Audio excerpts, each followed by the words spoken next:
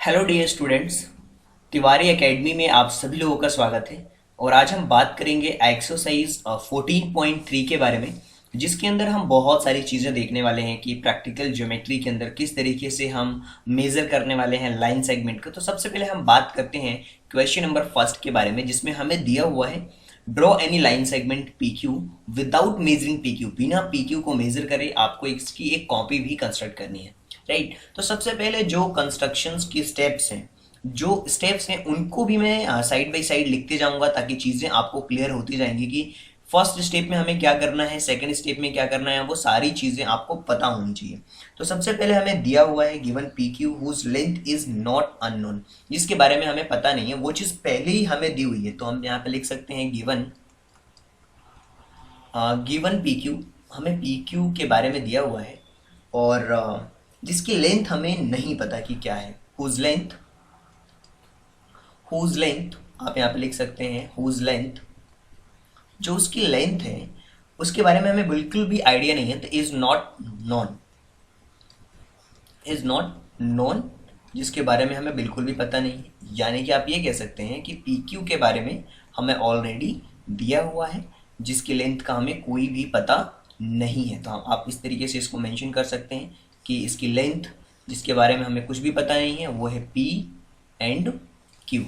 इसी तरीके से अगर हम सेकंड स्टेप्स की बात करें तो यहाँ पे सबसे पहले क्या करना है, आपको अपना जो कंपास का पॉइंटर है, देखिए इसके बारे में मैंने एक्सरसाइज 14.3 के अंदर जो भी बेसिक्स जो यूज होते हैं ज्योमेट्री बॉक्स के अंदर उसके बारे में मैंने आपको बताया है। तो आपको पता होना चाहिए कि कंपास का पॉइंटर कौन सा है, पी के ऊपर आपको पॉइंटर रखना है, और जो पेंसिल का जो एंड पॉइंट है वो क्यू के ऊपर रखें। यानी कि जो उसका पॉइंटर है वो पी पे रहेगा और जो पेंसिल का जो है वो क्यू पे रहेगा, राइट।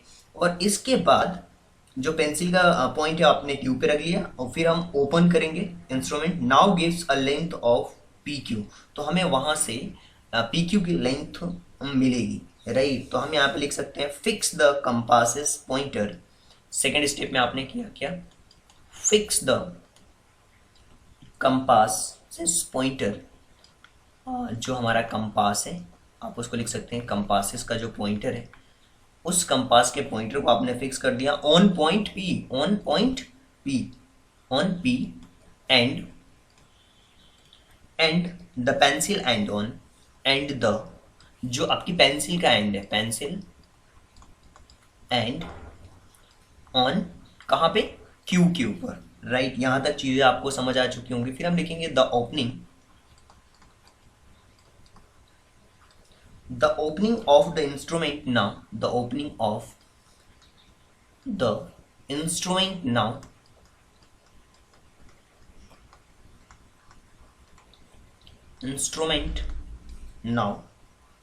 अब gives the length of PQ, तो आप यहाँ पे लिखेंगे gives the length of PQ, right. तो ये चीजें बिल्कुल क्लियर हो चुकी हैं कि क्या है।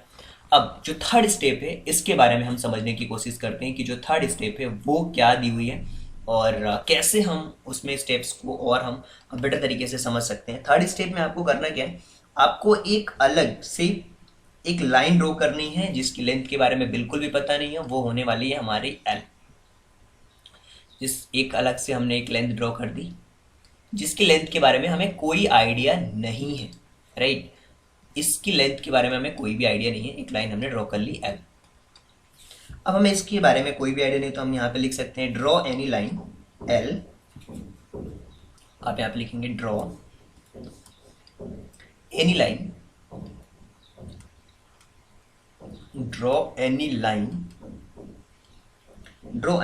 L, right. choose a point A on L, choose a point A on L। ये जो लेंथ है उसके ऊपर आपको एक पॉइंट A को चूज करना है, जो कि आप मान लीजिए कि आपका ये पॉइंट है जहां पे आपने A को चूज करा है, राइट। अब इस पॉइंट को चूज करते हुए without changing the compass setting, अब आप एक चीज आपको ध्यान रखना है, विदाउट चेंजिंग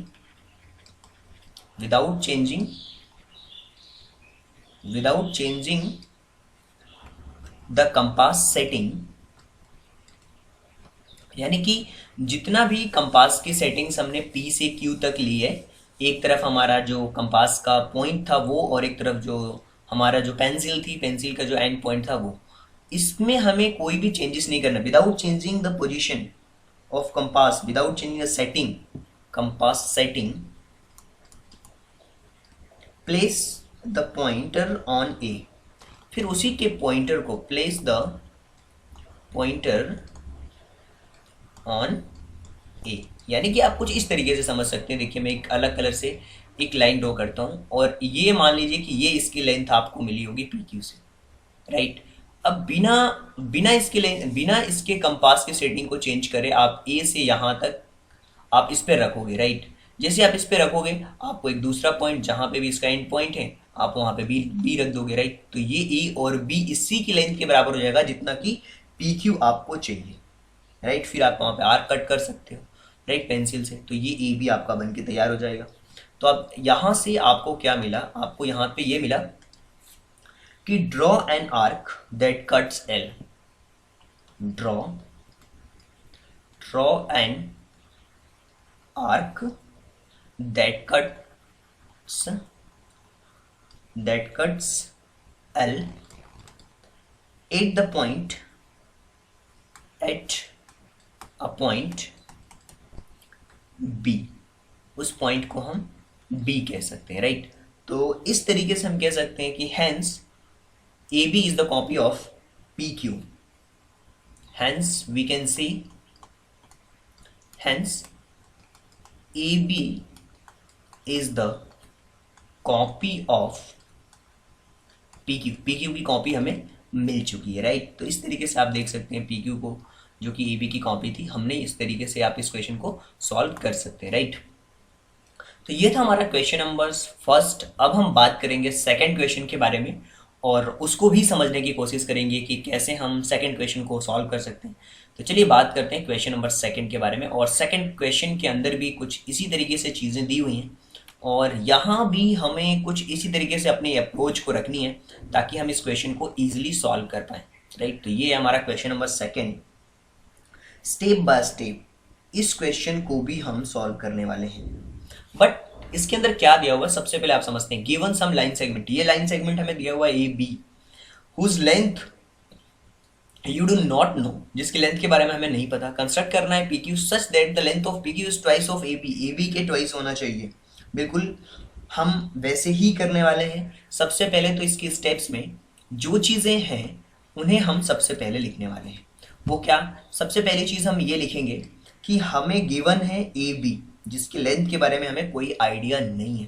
तो यहाँ पे आप लिखेंगे गिवन ए बी हमें दिया हुआ है, right, whose length is whose length is not known, right, जिसकी लेंथ के बारे में हमें बिल्कुल भी पता नहीं है। यानी कि हम ये कह सकते हैं कि जो ए बी है, ए बी की लेंथ ये हो सकती है, क्या हो सकती है, ये हो सकती है हमारी ए बी की लेंथ। तो ये है ए और बी, जिसकी लेंथ के बारे में हमें बिल्कुल भी आइडिया नहीं है। सेकेंड थिंग्स, हमें कंपास को फिर से फिक्स करना है, उसके पॉइंटर को ए पे और पेंसिल का जो एंड पॉइंट है उसे बी पे हमें करना है। और फिर opening the instrument now gives a length of, जैसे हम उस इंस्ट्रूमेंट को ओपन करेंगे तो हमें ए बी की लेंथ मिल जाएगी, राइट। तो हम फिर से वो पॉइंट लिखने वाले हैं कि फिक्स द कंपासेस पॉइंटर, यहाँ पे आपको लिखना होगा fix the compasses pointer, fix the compasses pointer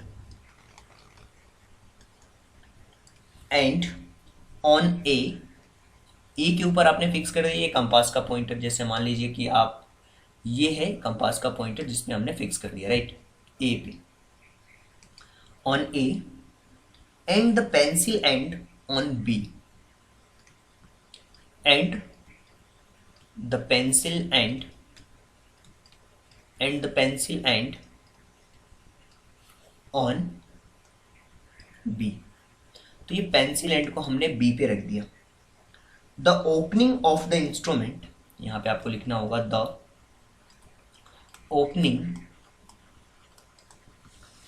opening of the instrument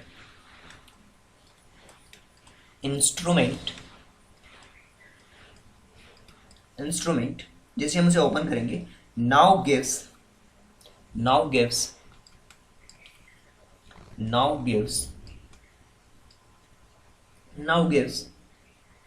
the length of AB, the length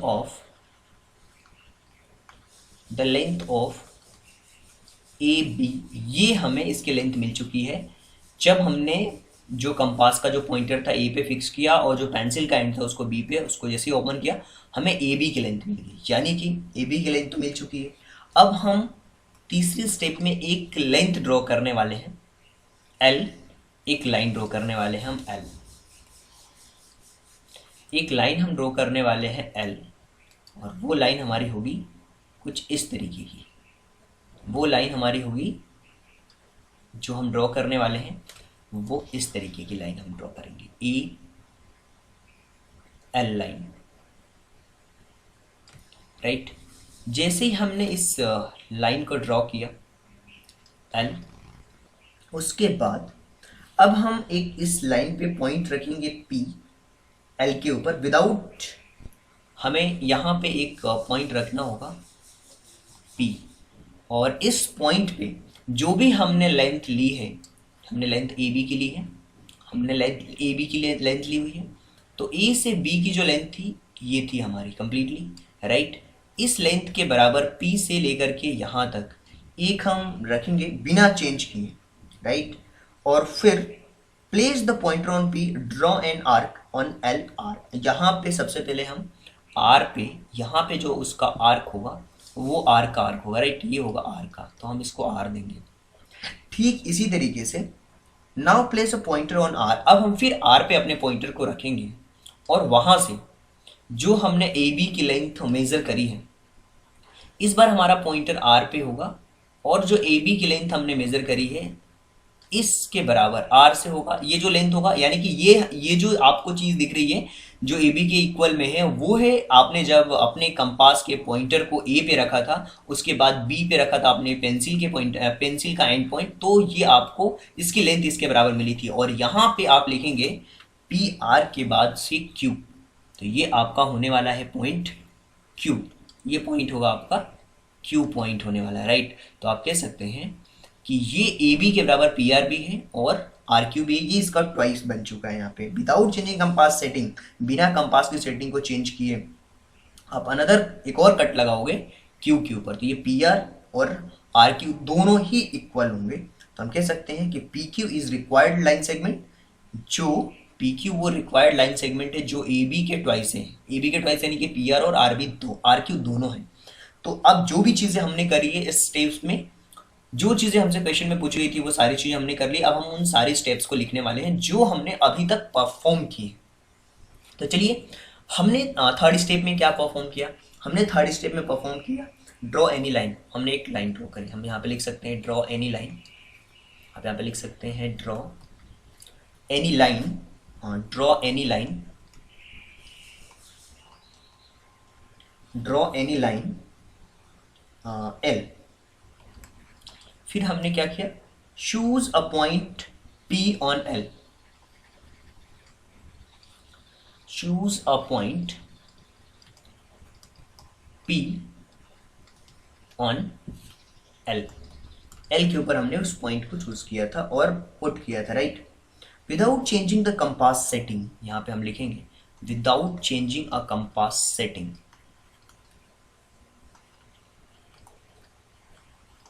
without changing a compass setting, without changing a compass setting, place the pointer on P, place the pointer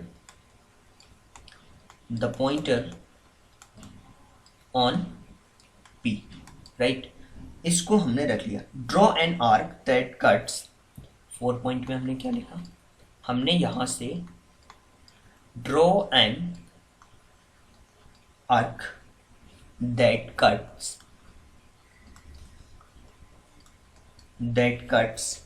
L at a point R.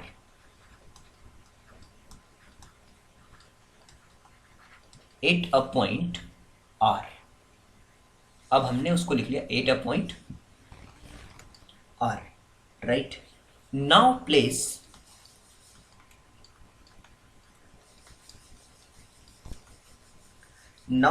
the pointer on R. Now place the pointer on R and without changing the compass setting. And without changing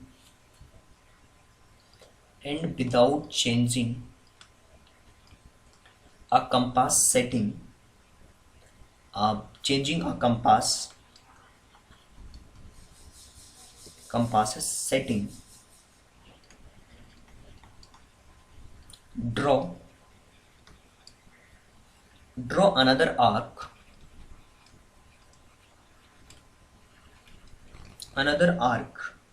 that cuts L, cuts on L at a point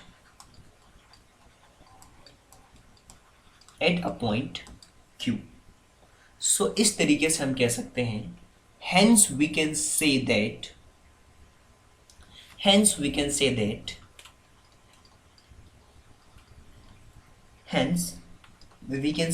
PQ is the required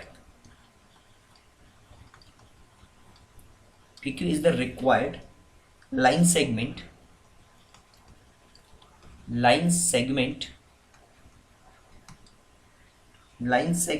whose length is twice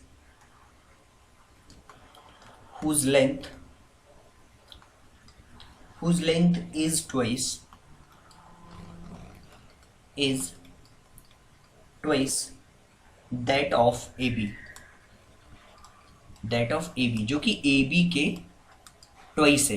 तो ये complete question थे, question number first और second, जिनको हमने उनके जो steps थे उनको नोट डाउन किया और कैसे उन्हें बनाना है वो उसके बारे में मैंने बताया। अगर आप इन स्टेप्स से फॉलो करेंगे तो कंप्लीटली आप इनको करेक्ट तरीके से बना पाएंगे।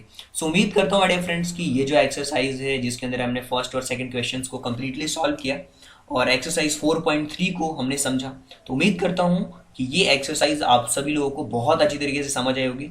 So thank you so much and thanks for giving your precious time at the last. God bless you. Thank you so much.